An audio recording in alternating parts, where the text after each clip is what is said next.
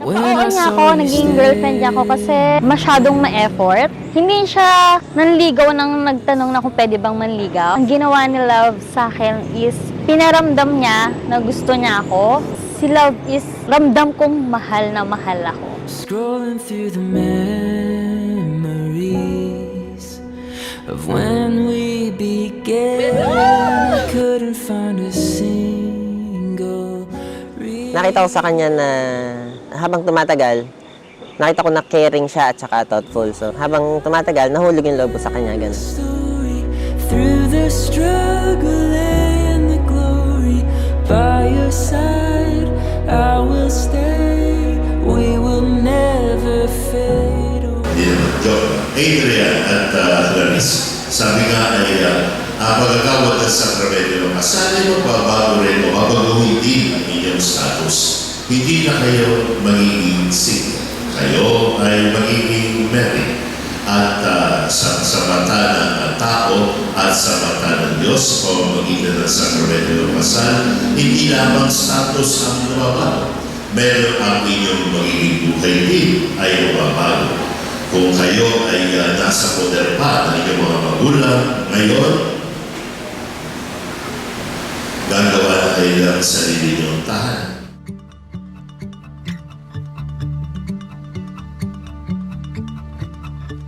There was a moment I was thinking about the time and the place, the strange and the difficult. Nagkakilala kami sa work. At first, kasi siya nag-intern siya sa amin. Mag-isang taon na ako sa company, tapos siya ay graduating student pa lang. Nirereto ako nung superior ko dun sa pinag-i-internan ko na department. Kaso reklamo niya isang payat ko daw.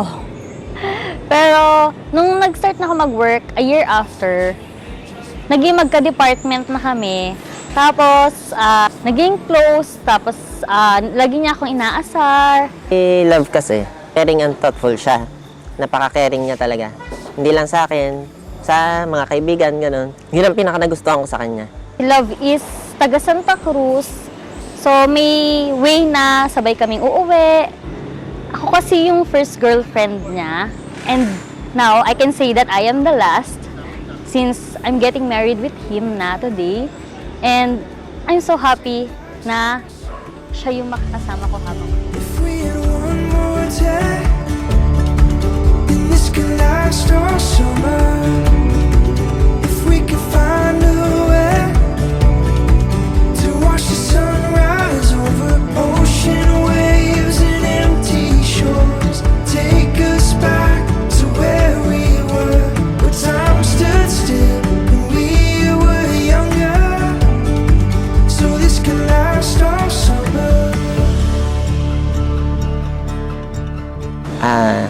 Love, ito na yung hinihintay natin na araw ng nating dalawa. Kagaya ng sinabi ko sa'yo dati, sasabihin ko ulit, you made me fall again. Kasi halos sukuan ko na ang pag-ibig. Pero nung dumating ka, ayun, naranasan ko uling umibig at pinapangako ko sa'yo na ikaw lang, ikaw at ikaw lang, ang huling babaeng mamahalin ko. And this could last all summer.